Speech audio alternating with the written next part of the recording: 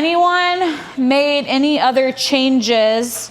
I cleaned my freezer out. Did you? I got rid of all those things. I was thinking, I haven't ate this in a year. And it's actually going off. Okay, so today, well, right now I'm passing out a meal prep calendar to you guys. And it's just two weeks worth. So if you want additional copies, you can make those, or you can have us make them for you. And then there's also a grocery list attached to the very back on page 3. Okay, and that will kind of help you start focusing on some different things that you can be eating, like what we've talked about the past few days. Last night, I kept track of everything for my supper at 98 proteins. Okay, there you go. In one meal. I'm like, I didn't plan it, but Yeah. I was eating it. I was texting it and checking it out. There you go. 98. Awesome. This pyramid that we gave you should help dictate what you put on that grocery list. Okay? So your fats, oils, proteins, those are what we want to be focusing on, your healthy fats and your proteins. We want to be eating as minimal processed carbohydrates as possible. Okay? This one's for you, Leona. All right, so today we're gonna actually kind of switch gears, and we're gonna talk a little bit more, or we're basically gonna talk about how we create workouts in order to increase your longevity of life and your quality of life, okay? And there's 3 different models that we follow. And I just always feel like it's important for everybody to know how we come up with these workouts. Our first fitness model is our 10 general physical preparedness skills. So these 10 skills we try to hit in a week's period at our gym. Cardiovascular endurance, stamina, strength, flexibility, power, speed, coordination, agility, accuracy, and balance. We try to focus on all 10 of those movements over a course of 6 workouts, okay? So just for today, you guys focused on stamina, strength, right? Just being able to move your bodies for 20 minutes. Strength was your air squats, your push-ups, your ring rows. We didn't necessarily work on power or speed as much, or coordination. Actually, coordination a little bit with your squats. The first 4, cardiovascular endurance, stamina, strength, flexibility, it's like physical changes in your body, and we do that through workouts. So what I mean by physical changes is if you would put like a quad muscle under a microscope on day 1, so on Monday, if we put your quad muscle under the microscope on day 1, it would look different than on month 3 when you come in here. Okay, under a microscope. So that is how we change those 4 movements. Coordination, agility, accuracy, and balance. We just work on those through practice. That is the way that your brain connects with your body, right? Why do you think these 4 are so important, especially as you age? Balance? Just to be able to not fall. Absolutely. These 4 are so important as you age, because when you fall, as you age, we all know that there's an increased risk of you ending up in a nursing home, right? It's so important to keep strength training as you age, because your bone density automatically decreases as you age, okay? There's nothing that we can do to completely diminish that, but we can slow the rate of decline through strength training. So if you're strength training and you're working on your coordination, agility, accuracy, and balance, if you were to fall, your likelihood of ending up in a nursing home is a lot less than if for somebody who didn't ever strength train or didn't ever work on those 4 things. Does that make sense? So that's what we're trying to promote here, is working on all 10 of these things so we can live a longer life, but a quality of life as well. Something that is important here, which I've kind of talked about, is all of these are done through functional movements. Oh, what? functional movements. So movements you see in your everyday life. For example, today you squatted. You have to squat to sit on the toilet every single day, right? You have to squat in order to sit on a chair. The second that you're unable to use the restroom by yourself anymore is the second that you probably will end up in a nursing home or you're going to need assisted care of some sort. So that is why we really focus on that so you can improve your quality of life. We could go through every single movement with that. But yes, functional means movements that you see every day, okay? Our second fitness model is our 3 metabolic pathways. So we try to train 3 different time domains. To keep this super simple, we train, there's 3 names: phosphagen, glycolytic, and oxidative. Phosphagen is your really fast workouts that you use 100% of your energy spend. So think if we were to do like a 1 rep max back squat, it would take 10 seconds, but it would be a lot of power output. Your glycolytic is like the medium range, and then your oxidative is like your long duration workouts, kind of like today. It was a long duration, 20 minutes, and it doesn't ever, I mean, you're using about like 80% of your total power output, okay?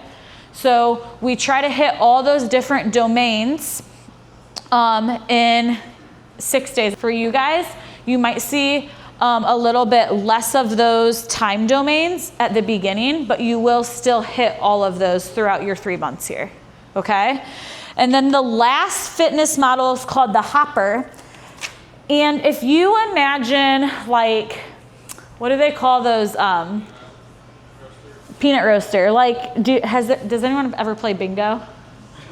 Yeah, so like how they pull out the ping pong balls. So imagine those ping pong balls are full of many different exercises, like as many rounds as you did in today's workout, or as fast as you could run 3 miles, or as fast, or however many pull-ups you could do in a minute. It tries to train a variety of movements, so we're not always just going to run.